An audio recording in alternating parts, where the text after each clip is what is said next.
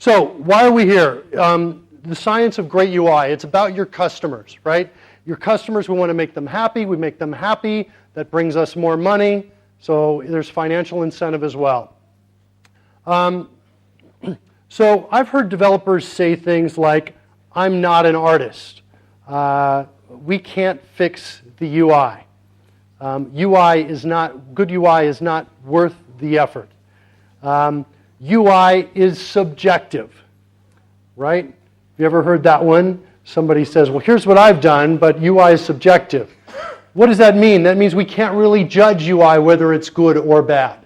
That's what the statement implies when they say it is subjective.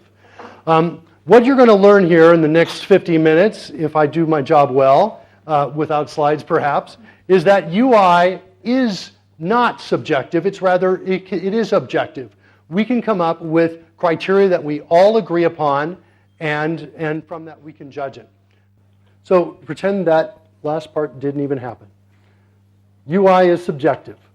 I say it's not. We can measure it. There's a cost of interaction, right? You can measure the number of keystrokes pressed. You can measure mouse travel distance in clicks, finger travel in taps, shift in gaze. Where am I looking, and now where do I have to look, right?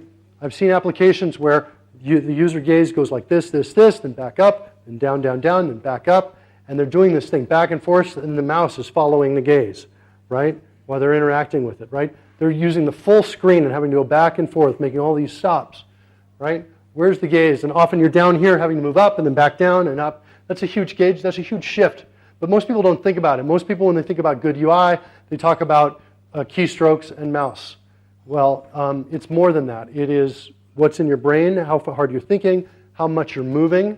You want to reduce how hard you're thinking. You want to reduce motion. You want to reduce gaze shift. So we're not moving so far. Our eyes aren't moving so far, right? We do that, then we can decrease on the cost of interaction. So yes, it can be measured. Also, some keys are easier to press than others. If we're still working with the keyboard, it's a lot easier to press a letter on the home key or the space bar, nice big fat space bar. A lot easier to press the space bar than it is to press, for example, the curly brace. Okay? In fact, you think about it, why is the space bar so big? It came from the typewriter, and in the typewriter, the space bar is big because it was used all the time, and it didn't cost anything. When you hit the space bar, nothing struck against the paper, right? So they could make it big. But the other keys struck against the paper. And when the first typewriter was invented, the users of it got so proficient at doing it, they would get jammed. So what happened? The people that invented the typewriter moved the keys into harder to reach places so that they wouldn't jam. And that's where the QWERTY keyboard was born. It's actually an incredibly inefficient way to write code. But I use it because it's a standard. If you want to look for a faster way, look at Dvorak. It's an interesting option. So one of the things that's interesting about keystroke bindings is if you're working with a standalone desktop application, you're setting up bindings, is as the application complexity increases, so does the binding complexity. So as an example, I add more features, then I have more keystroke bindings. That puts a burden on the user. The user has to memorize more things or views it as a learning curve that's unapproachable and distracts from the task at hand, is unnecessarily complex. As an example, take a look at the corner that Visual Studio painted themselves in 2005 when they released the refactoring menu. They have all of the refactoring starting with Control R followed by some letter, which means they can ship at most 26 refactorings, right? At least if you're going to use English alphabet. And so they have F2 for rename. The other problem they have is look at what the mnemonics they have here. Control RV. If I'm going to remember this, I think, oh, remove parameters, right? I think about that V there. Here, this is reorder. I say it in my head in a different way. And what's happening? I'm reprogramming my head to adapt to the software. But it helps me remember, right? So I'm doing tricks because the software is a little bit odd in the way it's asking me to remember all these keystrokes. This in turn leads to discoverability problems. The more keystrokes you have, the harder it is to discover the functionality that you write. Well, we want our customers to discover our functionality. If we do a good job writing our code, right, that's kind of the way to make more money, right? We write good software. Well, we want our customers to discover it and use it. If they don't, they won't think our product is as good as it is, and they might try another product. Right? We don't want our customers to go to the competitors. So there's a discoverability problem. What did Microsoft do? They started printing out these sheets that said, here's all the keystrokes. Okay? Mouse, measured in pixels, clicks, and there's a transitional cost. I consider the cost of transitioning from keyboard to mouse high, right? The way I work is this. I only go to one, if my hands are on one, I only switch the other if I have to. So as a result, what happens is I'm like this. I'm like, oh, I want to bring up the break on exceptions dialog. Well, I don't remember the shortcut binding. So I grab the mouse. Then I bring up the dialog. And now my hand is on the mouse. So I start interacting with it with my hand on the mouse. Even though it may be more efficient to transition back, that cost is expensive. This is also one of the reasons why, if you saw my session earlier when I said mouse is dead, keyboard is dead, this is an expensive thing to do, right? It slows you down. There's also the brain power required to run the UI, right? The mnemonic I came up earlier, remove parameters to remember, Control RV, right? So what kinds of things suck up the brain? Awkward key combinations, where you have these extensive things that you have to do, like Control KC. Distractions, user mistakes, right? Misspelling, syntax errors. What are these things? Syntax errors and spelling errors, right? If I write a letter and I have to type in the word and spell it correctly, that's a precise, narrow path that I must travel down, right? And what did Word do a couple years ago, a couple releases ago? They allowed me to misspell words, and then they would fix it for me. That widens the path. So I can say, here's kind of what I want, and Word says, oh yeah, you want to spell this word. And it does that for you automatically. Most people really like this feature, right? So we want to widen the path. Don't make it so narrow. Don't focus on syntax and correct spelling. Let's find ways to widen that path. Searching for functionality, going to the help, going to the documents, right? Help used to be, a real scary word. And now we just don't, it's not scary anymore because we have Google, right? Or we can Google with Bing. So what else? Tedium, noise, stacked UIs. So stacked UIs, what are those? How many times have you been in a dialogue, you've seen the dialogue, and you need to get information behind it? So you click on the title bar, move the dialogue to see it, and then move back to interact with it. How many people have done that? Okay, so I'd say at least 40%, 50%. And the other 40% are thinking, boy, it's a long day. You really, Mark, you want me to raise my hand now? Really? So, okay, so that's a stacked UI, right? How many times have you had to cancel the dialogue to copy something or to see something in the background and then bring it up again? It's a stacked UI. They suck, in my opinion, right? You're obscuring things behind them, right? You're forcing people to work in a stack where they have to either move the thing or get rid of it to see pieces underneath. Okay? So stacked UIs you want to remove, you get away from. Orienteering costs. So here's another question for you. So how many times have you been, and this is kind of a very specific question, but you're on a website and on a page on a website that has a lot of data on it. And you're scrolling through looking at something, and you see something that's interesting, and you want to come back. And you have no way to get back to it because you can't search because it appears everywhere, right? But you want to get back to this place. So how many people, when confronted with this situation, move your eyes to the scroll bar and memorize the position of the thumb? How many people do that? Okay, I'd say at least 30% of you do that, right? What are you doing? You're getting around the inherent problems with the scroll bar. The scroll bar has been with us for, I don't know, I want to say 20 years at least, 25 years maybe, 20 years. And it has not had a major innovation since then. The biggest change to the scroll bar was changing the size of the thumb to reflect how big of the view is you're looking through, right? But scroll bar has got, it's not the end-all solution for navigation. It has problems, as evident by the 30% of you that have discovered the same thing that I have. Oh, memorize where the scroll bar is, and then come back and move it down.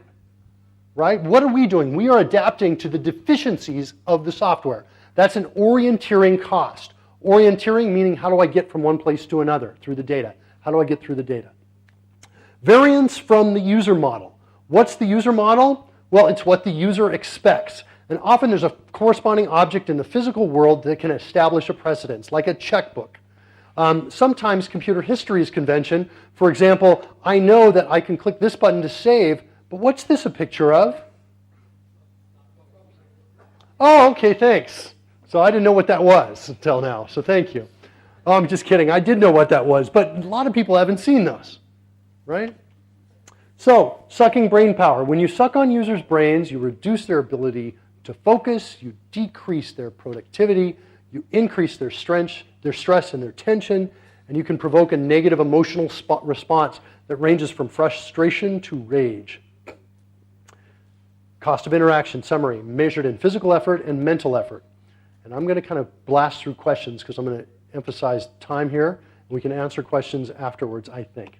If you have a really super important question, though, you can interrupt me. Just say, Mark, I got a question. All right. Presenting information with clarity.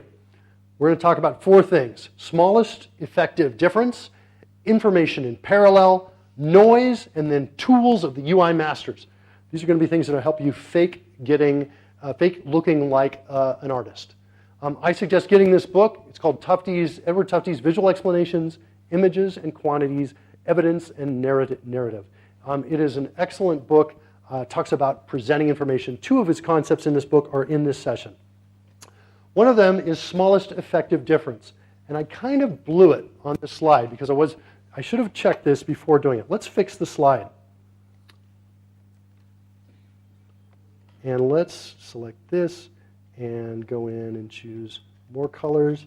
And let's give it a little bit more contrast, like this. Maybe we'll bring this down. How does that look? That's a little bit better. All right.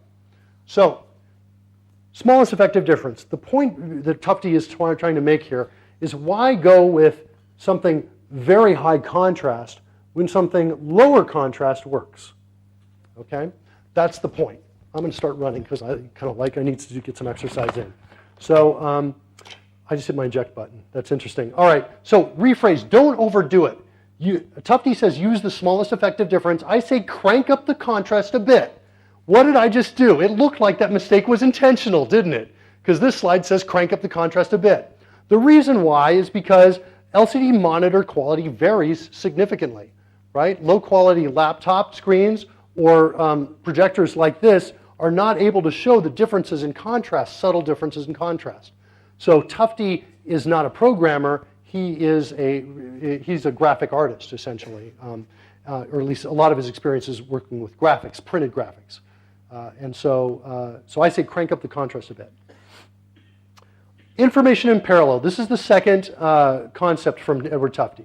So before we can talk about information in parallel, let's talk about information in serial.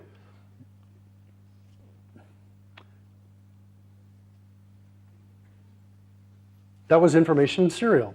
Let's compare that with information in parallel. And by the way, when you see the little brain icon in the bottom right, I want you to be aware of what's happening in your brain. Okay? This is information in parallel, and I'll let you read these. So there's some advantages here. Right? The most important one is you control the pace at which you absorb the information. Our eyes are really good at going left and right and comparing differences, right? Scanning the horizon, looking for food, looking for somebody trying to get us, right? Something along those lines, right? So we're really good at doing this. And we control the pace so much better than information in serial, right? The stacked UIs. Right? So information in parallel is good. Noise. So I installed Microsoft Office 2003, and I got an email from a friend. And the friend said, hey, I've got this document. It's in Publisher. Do you have that? And I said, I don't know. Let me check. So I went into Microsoft Office, and I went down here, and I said, well, let's look for Publisher. And I saw Microsoft. Don't worry, kids. The genius switch is always on up here. So then I said, let's go to the end. I looked for Publisher. Oh! They got me. All right, let's go to the middle. Look for the letter P, look for the letter P. Oh, there it is. Oh, it's PowerPoint. Oh, there it is, Publisher. Remember that icon. Yes, I have Publisher. And then what did I do? I changed it to this. I changed Microsoft Office to Office. Because I don't have Scooby-Doo Office. I just have Microsoft. I just have Office. right? I took out all the Microsoft, all the 2003. I knew what version I had, and that's what I did. And now I want to find publisher, and I'm able to find it, right? And I don't have to remember the icon. I don't need to do anything like that. So, noise, clarity. Remember the slide a few slides back that said information in parallel and showed the 2 points side by side? Look at this one.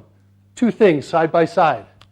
In fact, in a lot of my slides, you're going to see 2 things side by side in this session. I'm using the guidelines of the session in the slides themselves. Okay?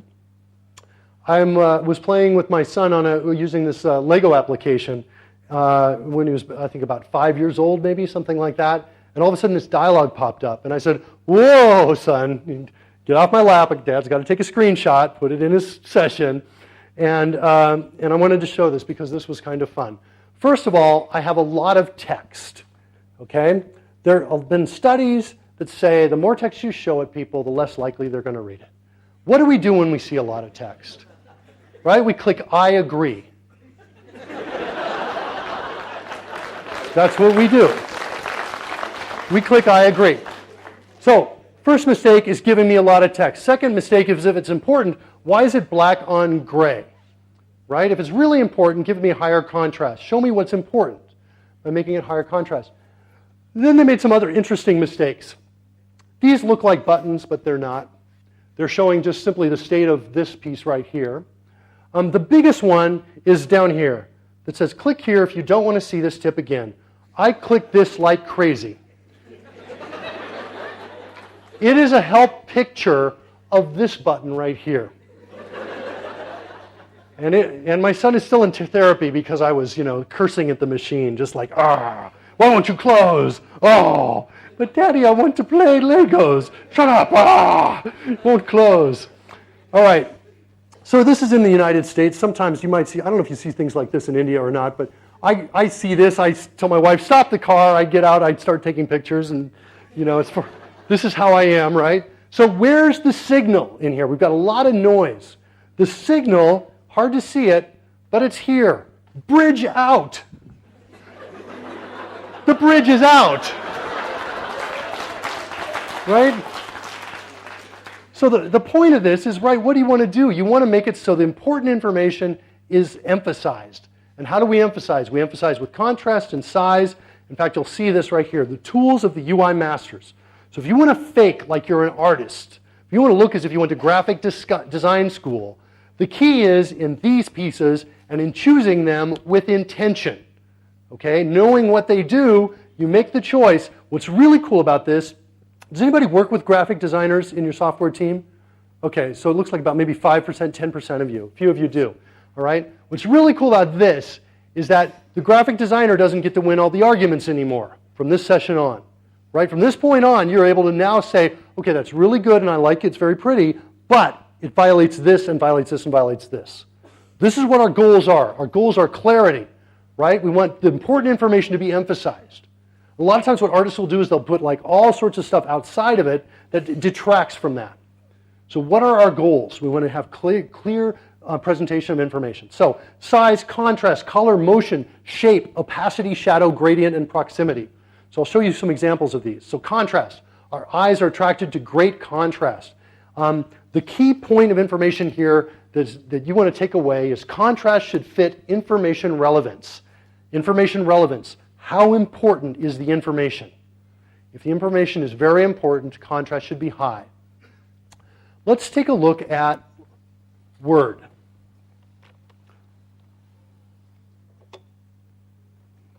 Let's add a table.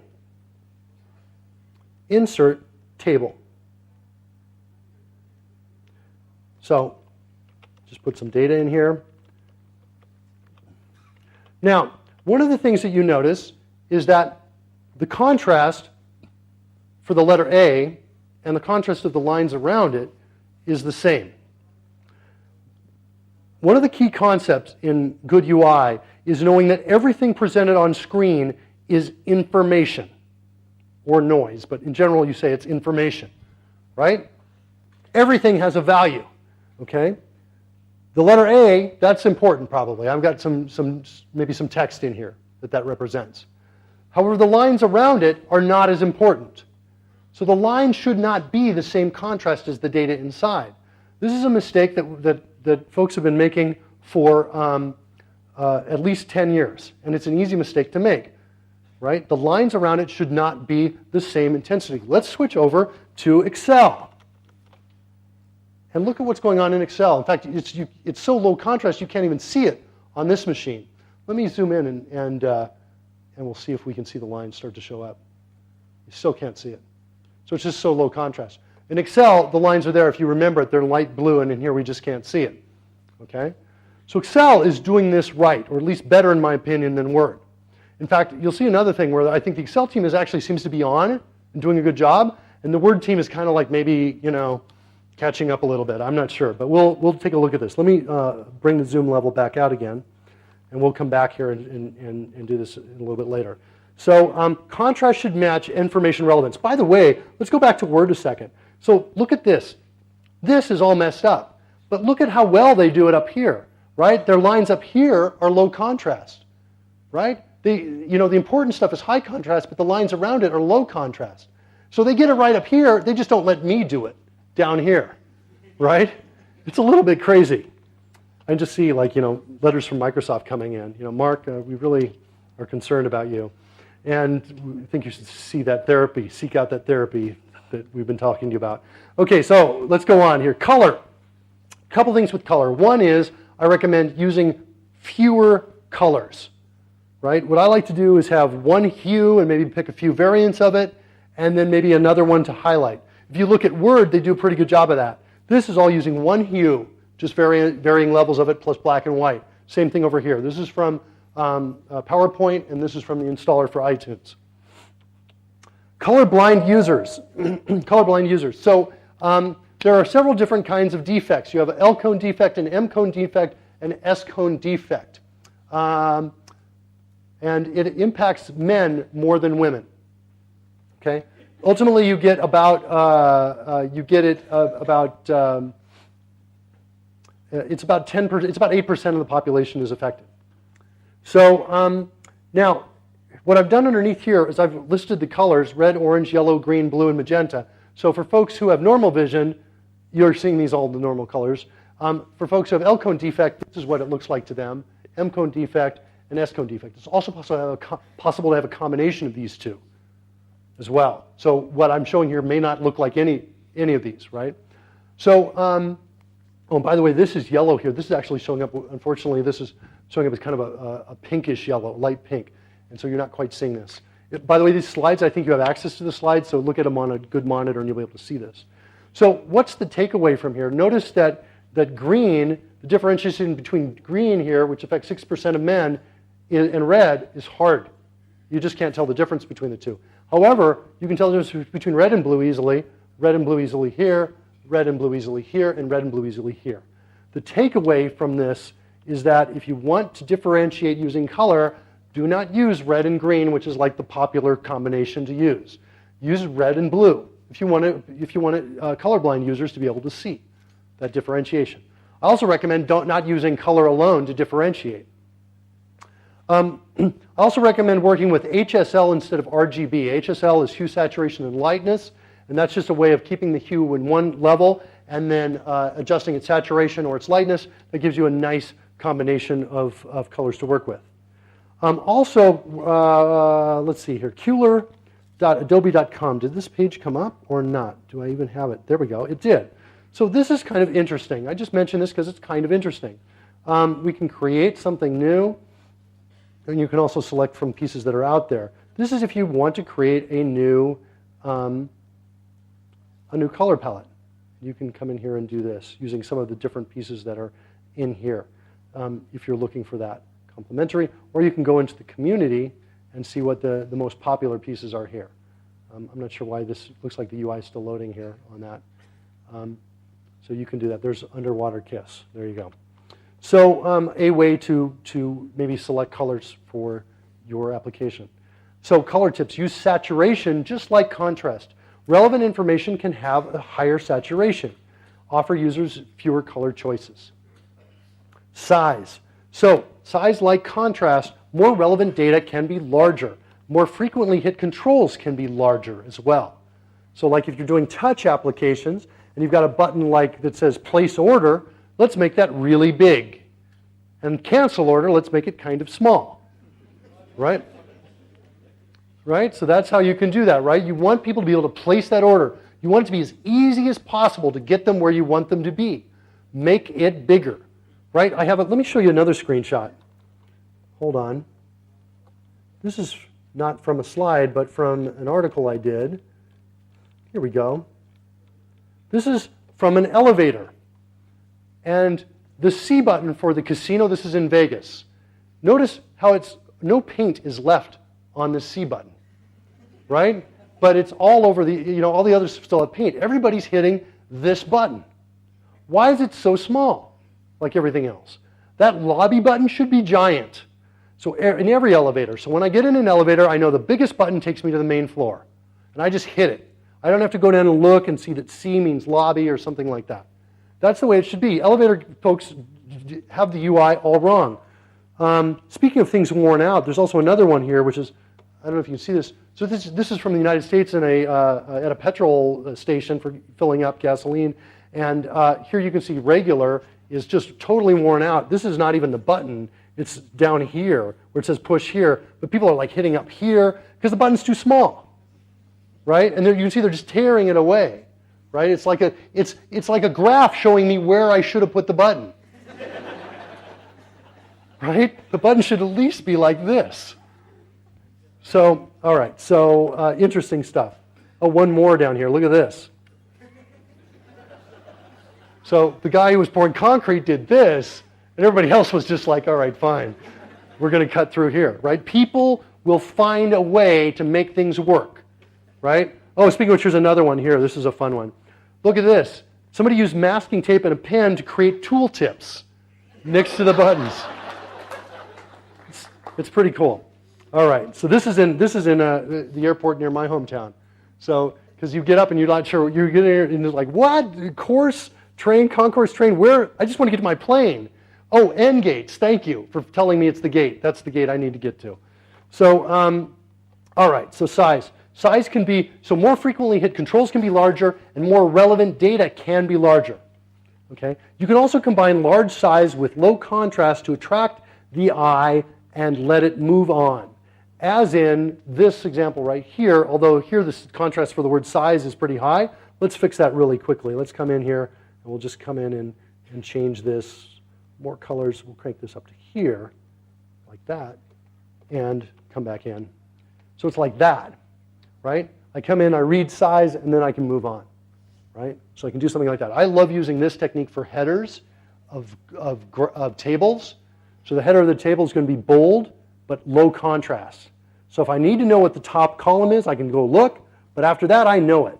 And I don't need to look anymore, so it should not be pulling from my eye's attention. Shadow. If you have elements floating UI that floats on top of other UI, you definitely want to have a shadow underneath it. So this has a subtle shadow here, and it looks like it. The reason why is because if you don't have acceleration and deceleration, you're doing the robot dance, right? But normally how we move, there's acceleration, deceleration all over the place. So if you know the eyes are here and you want to bring them up here, like for training or something, you want to have something that animates over like this, just as if you're pointing, right? Accelerate and then decelerate, right? That's good. Also, you can animate appearance and exit without motion, just by fading in and fading out. So motion can be good if used following that smallest effective difference rule. Gradient. So this is a new slide, relatively new slide to the session, but it's good stuff. This is low contrast, but this is high enough. Here's what's going on. I want to attract your attention to this piece, but I don't want to take the whole rest of the document and dim it down. So what I'm going to do is I'm going to put a hard, high contrast edge and then fade out as I move out. And what happens is your eyes just naturally go in to that, right? This also has a slight gradient around it, but again, because of the display you're not able to see it as well. Same thing here. It looks like it stands out. Your eyes are drawn into it. So you can use a gradient in that way, very unique way. Not many people are doing this, but to emphasize inside, right? If anybody's using Visual Studio 2010, they added a new feature where if you put the caret on something long enough, it puts the background to gray, right? Have you seen this? Can I show it? Let me see if I may have turned it off. I don't know if I've turned it off or not. So let's see if we can do this.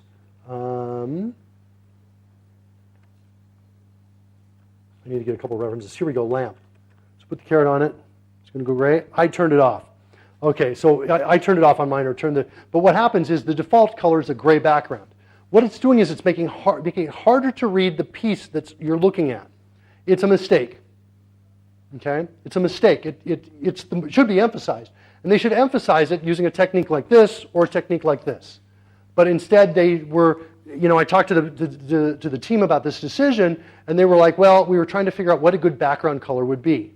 The problem is they're constrained in this tight box of thinking that they can only make it a background color, right? And you have to break free of that and say, well, wait, let's try something different.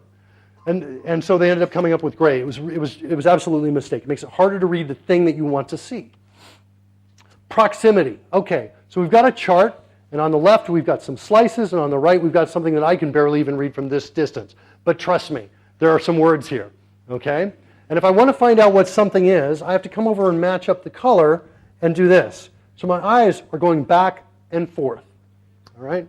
Compare that with this, where we have the same thing, but now we can go to a slightly bigger font, and in fact I could go even bigger than that, but now the pieces of data are right inside the elements, right? Much easier to read. My eyes are not moving so fast. And guess what? We've got information in parallel so you can see for yourself, right? It's compelling when we do this, present things in parallel, okay? And proximity is good and important. All right.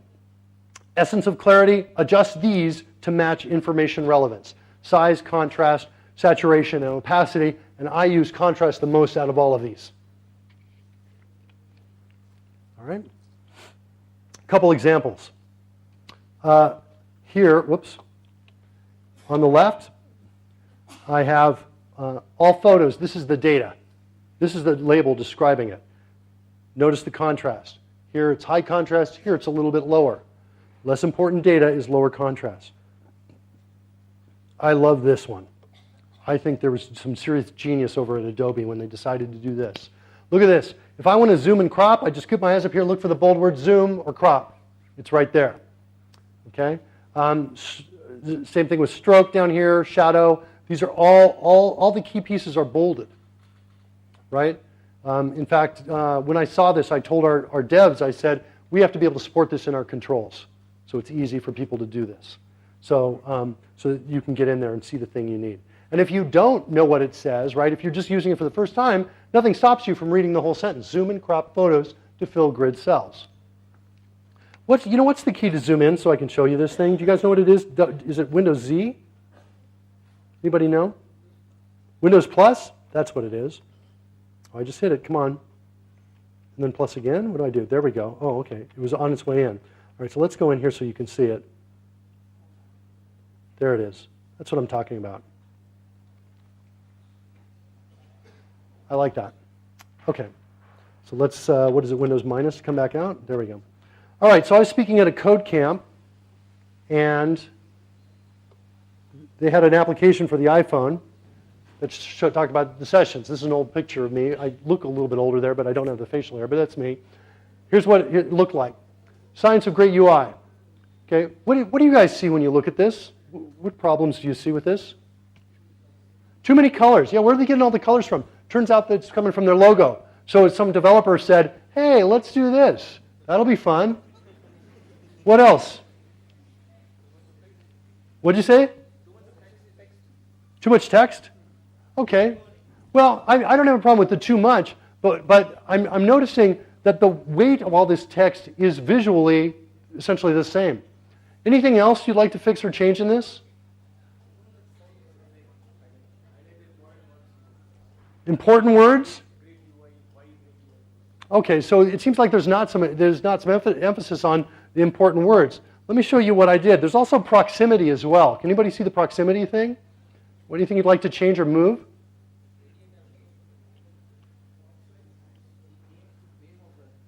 Here's my revision of it. Let me close this down.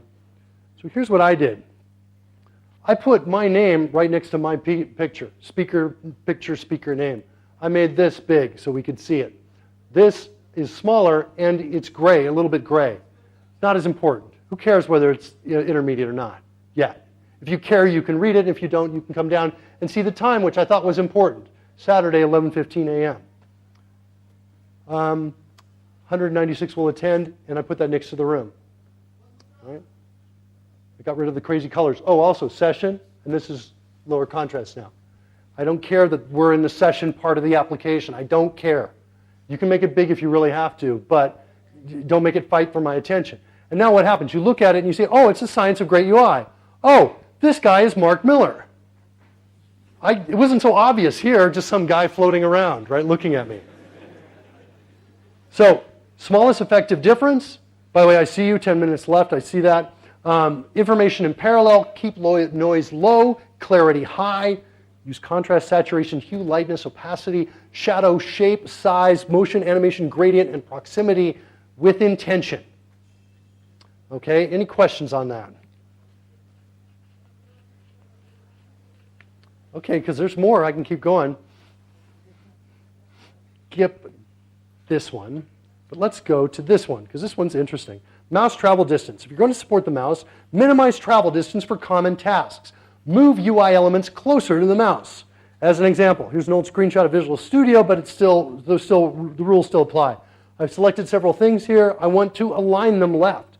So what do? I select them, I bring the mouse up here, and I look for something that says align left. Well, all these icons kind of look the same to me, right? Part of the reason why I have a problem with this is that the piece that indicates what direction we're moving in, left, top, right, or bottom, is the same contrast as the pieces themselves, right? It's hard to distinguish what I'm actually moving to. So then once I find the button, I look at the tooltip, I say, oh, okay, align left, so I click it, and then they align left, and I move back and get on with my work. Instead of that, I suggest doing this. So I select, and the act of selecting now puts the buttons around the edge. I have align left, align right, align middle, and over here I have align top, align bottom, align middle. And now it's easy. The position also reveals what the button does.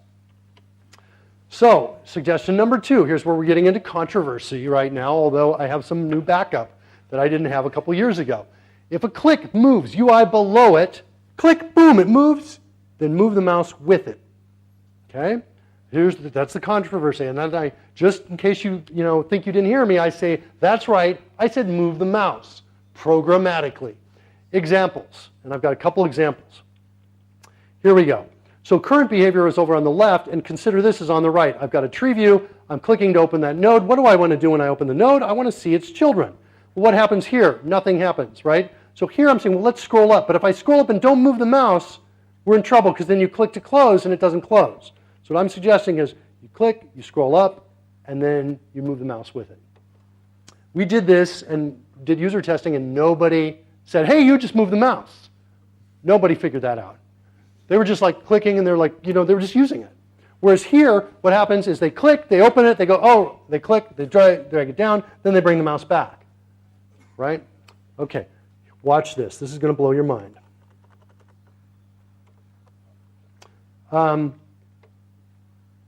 Let's go with maybe Visual Studio first. Here we go. So Visual Studio, let's do a search for A, click Find Next. Watch what's happening.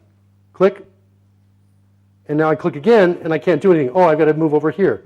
Click, click, and let's block again. We'll come back over here. We'll say we're over here. We'll block.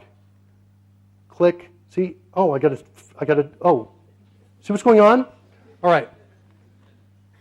Let's go to Word. Come on. All right. Find a. Click.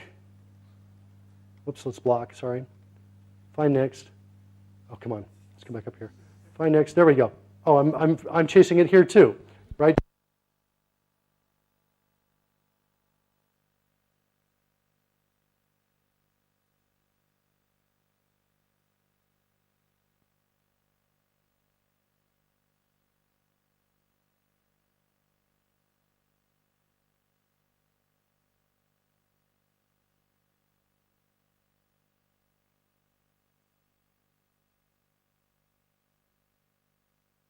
The Excel team did is if I highlight this button and I use Enter, watch what happens if I move the mouse like up here. Whoops, I'm just going to hold them. I'm going to flip the mouse upside down. Okay, watch this. enter, enter. See what the mouse is doing? See it? Okay? So, you know, in the old days it was like, okay, well it doesn't matter if it's coming from the keyboard or coming from the mouse, it's just a find next command. Well, now, I got you with 5 minutes left, so now it's like, it's a little bit different. Now we kind of do need to know whether it's coming from a mouse or not if you're going to do things like this. So if you click something and it moves underneath it, move the mouse. Microsoft is doing it in Excel. They're moving the mouse in Excel. Okay? So I now have some backup. I'm not Mr. Crazy Guy anymore saying, move the mouse, move the mouse. All right. Let's see what more slides we can crank in here in this in the short time we've got. Leader interactions, I just showed that. Directing gaze. Let's skip ahead to the last set of slides. This one's kind of interesting. This set of slides got me in trouble before. I probably shouldn't show you this because it's going to get me in trouble again. But we'll do it and we'll see if I get in trouble because this is what happens. Oh, this one's interesting too. Maybe I can do this part without getting in trouble. So let's do this and then we'll go into trouble maybe in the last minute and we'll see what happens. So how much does a click cost? Well, I suggest that you can calculate it like this. And I just realized we've got some formula issues here because I was changing the color. We'll just do that real quickly so you can see it. So time wasted times repetition, how many times per hour, times number of users, times their average salary, solved for a C productivity is cost. So C's on the left over here. It's just a multiplication. And to show you that, I have a, let's give you a cost of click. So I have something right here. I went to a hospital and I saw that they were wasting a certain amount of time. Here's the hospital right here. They're wasting about 3 minutes that were being wasted. And that was happening about 5 times an hour. They had about 300 users. Their average salary, I'm guessing, was probably about $95,000 US. It's a hospital, so doctors get paid a lot. The annual productivity cost for that mistake is $7 million for 300 users, right? How much does it cost developers to fix that, right? To fix that, it's not going to cost $7 million. So if you're a company and you're paying for developers to write software and all your users are using it, you want it to be efficient. It costs money for inefficiency. It does. It totally does. They're not getting work done because they're waiting for that thing to happen. So even the smallest click can be expensive. You have 300 users, you waste 2 seconds of their time, do it 3 times an hour, the annual productivity cost is $20,000 US, right? Or substitute Indian rupees here if you want to. The number of dev man months is 2.72. So that's the cost of a click. Now let's go into, since I promised this, let's go into controversial slides. Lost market share. Last thing I'll show. 2007, Steve Jobs says, we have reinvented the iPhone. At the same time, Steve Ballmer says, Windows Mobile will soon be acquiring 60 to 80% of the smartphone market. That was 2007. He says there's no chance iPhone is going to gain any significant market share. No chance. Why did he say that? Well, because Windows Mobile only cost $99. iPhone was $399. Locked into AT&T. Windows Mobile had any carrier at all. This is in the United States. What happened? iPhone ships in June 29th. iPhone's market share increases, Windows Mobile drops. Shaking his prediction. Why did that happen? These slides may not look, I just realized I'm going to have some bad text on these slides because I changed the background color. Well, my suggestion is it could be the user experience. On the iPhone, if I wanted to look up a web page, it looks like this. Back then in Windows Mobile, the same web page, by the way, it's on Wikipedia going to the Windows Mobile page, it looks like this. That's part of it. You can see why I'm getting in trouble, right? Also, cell phone satisfaction. Asked how many people who had the iPhone were very satisfied. 80%, over 80% said they were, whereas the phone that I had at the time, only about 20-30% said they were very satisfied. So, lost market share. How much did it cost Microsoft? What did they do since then? Right? They put $500 million, $500 million, simply into advertising Windows Mobile. All the development probably cost them, millions the rest of the day.